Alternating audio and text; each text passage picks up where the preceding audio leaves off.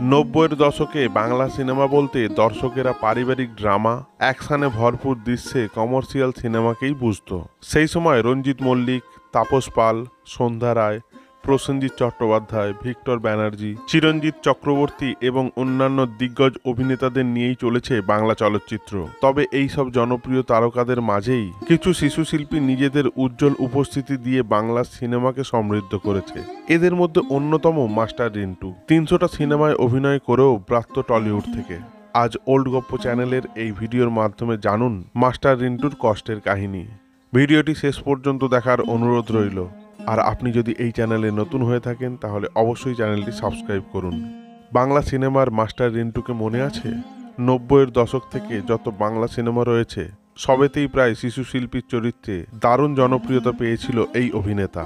সে সময় প্রসেনজিৎ চ্যাটার্জির ছোটবেলা হোক বা তাপস পালের ছেলে কিংবা তাপস পালের ভাইপো মানেই আসতো তার নাম। কিন্তু সময়ের সাথে সাথেই যেন বাংলা ইন্ডাস্ট্রি থেকে একেবারে হারিয়ে গেছেন এই অভিনেতা।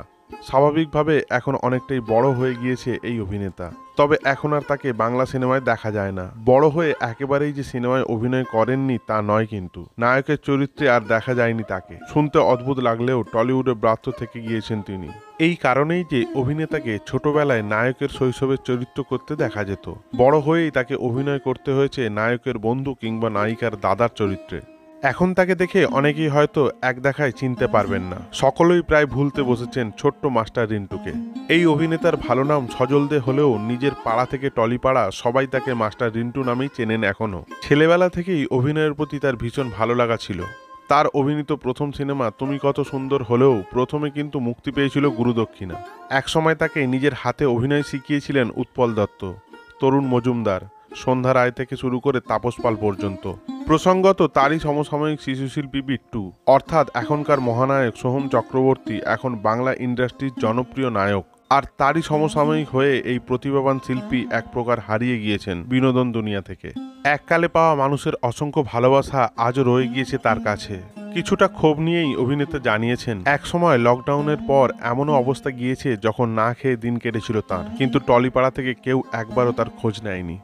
শিশু শিল্পী হিসাবে মাস্টার রিন্টু অভিনীত চলচ্চিত্রগুলি হল পথ ও প্রাসাদ, স্মৃতির সিঁদুর, গুরুদক্ষিণা, পুত্রবধূ, বেয়াদব, দেবতা, শেষ প্রতীক্ষা প্রভৃতি উল্লেখযোগ্য। পরবর্তীতে নায়কের বন্ধুর চরিত্রে যে সকল চলচ্চিত্রে অভিনয় করেন তা হল ভালোবাসা ভালোবাসা, দুজনে, ওয়ান্টেড, খিলাড়ি প্রভৃতি উল্লেখযোগ্য।